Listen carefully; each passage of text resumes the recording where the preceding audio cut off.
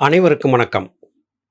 நாம் பகவான் ஸ்ரீராமருக்கு அவருடைய ஞான குருவாகிய வசிஷ்ட மகாமுனிவர் அருளிச் செய்த யோக வாசிஷ்டம் என்கிற நூற்தொகுப்பை வாசித்துக் கொண்டிருக்கிறோம்.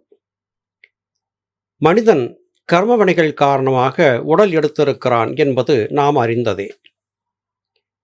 மற்ற ஜீவராசிகள் எல்லாம் கர்மவினைகளை சந்தித்திருக்க வாய்ப்பில்லையே.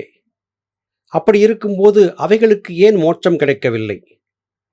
மனிதன் தான் செய்த தவறுகளால் பற்பல விதமாக தனக்குத்தானே கர்ம வினைகளை வலுவிலே வரவழைத்துக் கொள்கிறான்.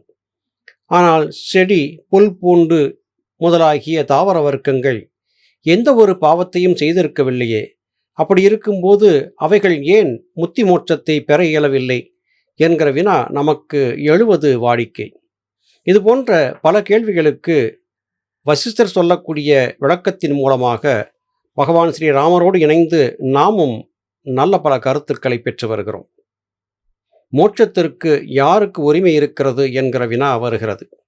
அதற்கு வசிஷ்டர் சொல்லக்கூடிய பதில் எப்படியாக இருக்கிறது? சர்வமும் ஆத்மாவாக இருப்பதால் எல்லா ஜகத் சமூகங்களுக்கும் முக்தி ஏற்படுவது நிச்சயம். இதுவே நியதி. ஆனால் ஸ்தாவர இனமாகிய மரம், மட்டை, செடி, கொடிகளுக்கும் ஜங்கம பிராணி வர்க்கங்களுக்கும் பிரபஞ்சம் என்ற மோகம் கிடையாது. சங்கற்ப வசத்தால் ஏற்படும் சுகதுக்க உணர்ச்சிகளும் கிடையாது. மனம் என்பதும் கிடையாது. ஆகவே இவைகளுக்கு முக்தி என்னும் ஸ்திதி ஒவ்வாது. மானிட வர்க்கம் ஒன்றே இப்பதவிக்கு ஏதுவாகும். ஒவ்வொரு மனிதனும் ஒரு காலத்தில் முக்தியை அடைந்தே தீர வேண்டும். ஆனால் பிரயத்தனத்தால் விவேகத்தையும் யுக்தியையும் அடைந்து ஆராய்ச்சி செய்து வந்தால் வாழ்வை இன்பத்துடன் நடத்தி முக்தியை சீக்கிரமே அடையலாம். செடி, கொடி, மரங்கள், மற்ற பிராணிகளுக்கு மனம் இல்லை. அவை எந்தவிதமான தவறுகளும் செய்திருக்கவில்லை. அப்படி இருக்கும்போது அவைகளுக்கு ஏன் முத்தி மோட்சம் கிடைக்கக்கூடாது என்கிற வினாவுக்கான விடை இங்கே வருகிறது. ஆத்ம பிரகாசம் என்பது அதிகரித்தால் மாத்திரமே முத்தி மோட்சம் என்பது சாத்தியம். ஏனைய சீவராசிகளுக்குள்ளே இருக்கும் ஆத்மாவின் பிரகாசம் மிக மிக சிறியதாக இருக்கிறது. ஆனால் மனிதன் என்கிற உடலுக்கு மாத்திரமே ஜீவனுடைய இந்த ஆத்ம பிரகாசத்தை அதிகரிக்கக்கூடிய சக்தி இருக்கிறது. இந்த உடல் மீது நாம் மோகம் கொண்டு புலன்கள் சார்ந்த இன்பங்களை நாடி அதிகம் துன்புற்று கொண்டிருக்கிறோம்.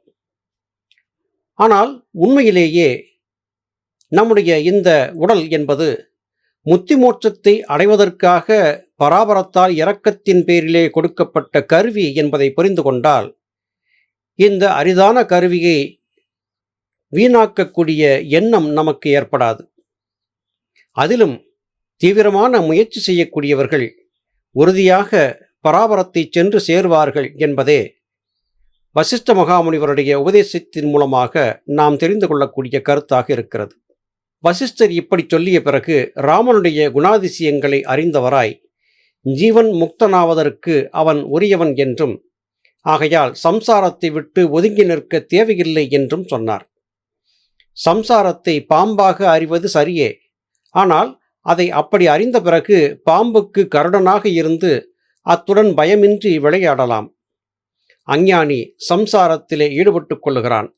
ஞானியோ சம்சாரத்தில் விளையாடுகிறான். அழகான வார்த்தைகளை கொண்டு இங்கே விளக்கப்படுகிறது. அஞ்ஞானி என்பவன் சம்சாரத்திலே தன்னை தொலைத்து விடுகிறான். ஞானி என்பவன் சம்சாரத்திலே இருந்தாலும் கூட அதை ஒரு விளையாட்டாகவே கருதி எளிதாக அதை கடந்து செல்கிறான் என்கிற வார்த்தை சொல்லப்படுகிறது. ரிஷிமார்கள் எல்லோருமே ரிஷி பத்தினிகளோடே ஆசிரமங்களை அமைத்து வாழ்ந்திருந்தார்கள். அவர்களும் இணை சேர்ந்து குழந்தைகளை பெற்றுக்கொண்டார்கள். ஆனால் தூய தெளிவான சிந்தனை அவர்களுக்கு இருந்த காரணத்தால் தேக சம்பந்தம், குழந்தை பேறு மாத்திரம் வாழ்க்கை என்பதை கடந்து தூய ஞானத்தை பற்றியதான புரிதலை அவர்கள் அடைந்தார்கள். அது காரணமாக துறவியாக இருந்தாலோ அல்லது இல்லறவாசியாக இருந்தாலோ எந்த நிலையிலே இருந்தாலும் ஞானத்தை அடைய வேண்டும் என்கிற முனைப்பை மாத்திரம் மறந்துவிடாமல் இருந்தால் நிச்சயம் வெற்றி காண முடியும் என்கிற கருத்து இங்கே உறுதிபட சொல்லப்படுகிறது. வசிஷ்டர் சொல்லுகிறார். ஆகவே நாம் அறிந்ததாவது இந்த ஜகத்தாகிய தோற்றம் சித்தின் ஸ்பந்தத்தினால் ஏற்படும் அசத்தியமே. ஜலத்தில் ஒரு சிறிய அலை கிளம்பியதும் அதைத் தொடர்ந்து பல அலைகள் உண்டாகின்றன. சூரியன் உதயமானதும் அதன் கிரணங்கள் உலகமெங்கும் பரவி இருட்டை போக்கடித்து பிரகாசத்தை கொடுக்கின்றன. அதே மாதிரி சித்தாகிய சூரியன் இயங்கினதும் உலகமாகிய தோற்றத்தை புலப்படுத்துகிறது. கல்லெறிந்த மாத்திரத்திலே குளத்திலே ஒரு அலை ஏற்பட்டு அதோடு நின்று விடவில்லை. ஒரு அலை ஏற்பட்டதும் அதைத் தொடர்ந்து பல அலைகள் ஏற்படுகின்றன என்கிற விளக்கம் மனிதனுடைய மனத்தகத்தே தோன்றக்கூடிய எண்ண அலைகளுக்காகவே சொல்லப்படுகிறது. ஆழ்ந்து உறங்குகிறோம், கனவற்ற உறக்கத்தை உறங்குகிறோம். கனவு கலைந்து உறக்கம் கலைந்து காலையில் கண் விழிக்கிறோம். விழிக்கும்போது பெரிதாக எந்த எண்ண அலைகளும் நமக்குள்ளே ஏற்பட்டிருக்கவில்லை. வினாக்கள் கிளம்புகின்றன. அடுத்தடுத்த வினாக்கள் கிளம்பிக் கொண்டே இருக்கின்றன. இன்று செய்ய வேண்டிய காரியம் என்ன? நேற்று செய்த காரியம் என்ன? தற்போது உடல் என்ன சொல்லுகிறது? மனம் என்ன சொல்லுகிறது? குடும்பத்தின் நிலை என்ன? சுவாசத்தின் நிலை என்ன? காற்று எப்படி வீசுகிறது? வெப்பம் எப்படி இருக்கிறது? உணவுக்கு என்ன? இப்படி எண்ணற்ற அலைகள் உருவாகி கொண்டே இருக்கின்றன. ஆனால் உறங்கும்போது இவை எவையுமே இல்லாமல் அமைதியாக இருக்கிறது. அது எவ்வளவோ ஆனந்தமாக இருந்தது. இந்த ஆனந்தத்தை நனவிலே அடைய முடியுமா என்று ஞானிகள் மகான்கள் தேடியதன் விளைவுதான் தியானம், தவம் முதலாகிய மனப்பயிற்சிகள். ஆழ்ந்த உறக்கத்தின் போது நாம் பெற்றிருந்த அதே அமைதியை தவம் செய்யும் போது, வாசி பழகும் போது, தியானம் செய்யும் போதும் நாம் பெறுகிறோம் என்றால் நாம் பக்குவப்பட்டிருக்கிறோம் என்பதை அது புலப்படுத்துகிறது. இதற்கு சித்தாகிய சூரியன் என்கிற வார்த்தையை பயன்படுத்துகிறார். அதாவது மனம் அதன் போக்கிலே போய்கொண்டே இருந்தாலும் சித்தம் என்கிற அறிவு மனதை கட்டுப்படுத்தி சிதறவிடாதபடியாக ஒருமுகப்படுத்தக்கூடிய காரியத்தை செய்கிறது.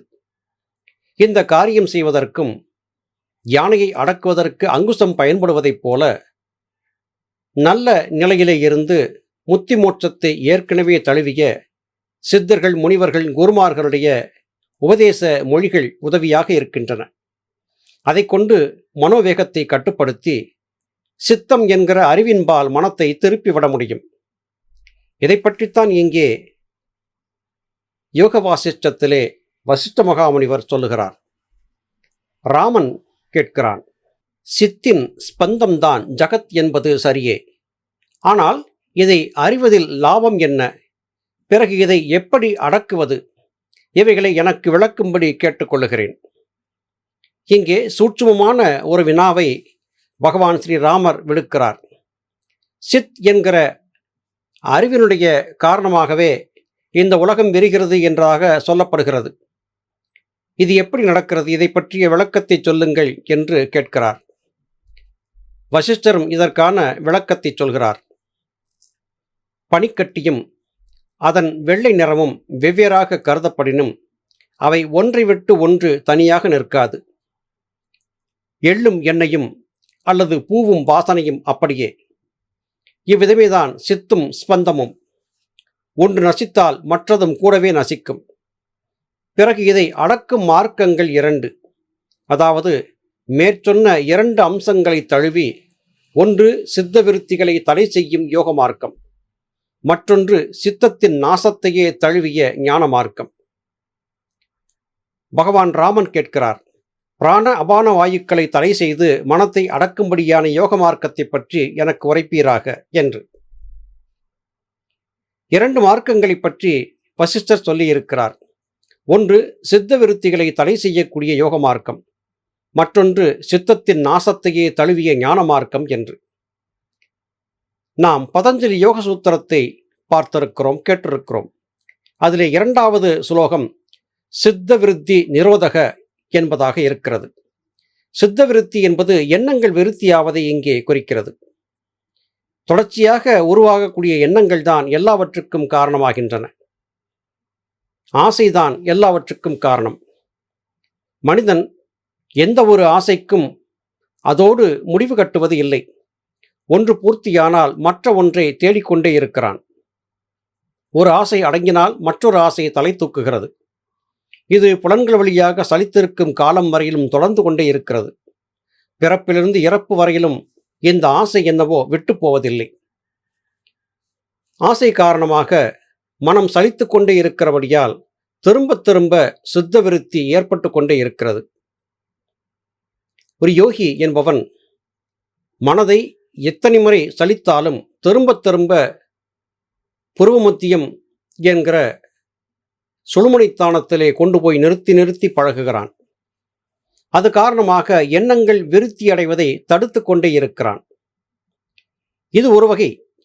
எண்ணங்கள் உற்பத்தியாவதை தடுத்து கொண்டே இருந்து ஒரு கட்டத்திலே எண்ணங்கள் உற்பத்தியாக விடாமல் தடுத்துவிட முடியும் என்பது ஒன்று. ஆனால் சித்தம், அதாவது எண்ணங்கள் உற்பத்தியாவதை அறவே உற்பத்தியாக விடாதபடியாக நாசம் செய்து விடுவது, இது முழுக்க ஞான மார்க்கம் என்று வரும். எப்படி இதை நாசம் செய்வது?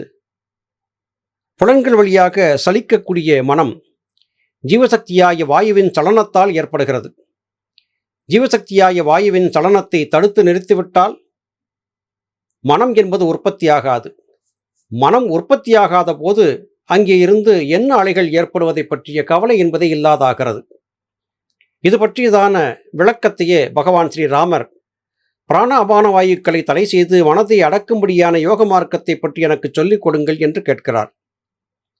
பிராண என்பது உள்ளே இருக்கக்கூடிய ஜீவசக்தியாய வாயு. அபான என்பது உள்ளும் வெளியும் சென்று வந்து கொண்டிருக்கக்கூடிய வாயு. உள்ளும் வெளியும் சென்று வந்து கொண்டிருக்கக்கூடிய வாயுவை கொண்டு உள்ளிருந்து கீழே வந்து நாசமடைந்து கொண்டிருக்கக்கூடிய ஜீவசக்தியாய வாயுவை தடுத்து நிறுத்தி எப்படி யோக வெற்றியை பெறுவது என்கிற வினாவை பகவான் ஸ்ரீராமர் கேட்கிறார். ஞானபிதா சுவாமி சிவானந்த பரமஹம்சர் அவருடைய சித்த வித்தை முழுமையாக இதை நமக்கு காட்டிக் கொடுத்திருக்கிறது.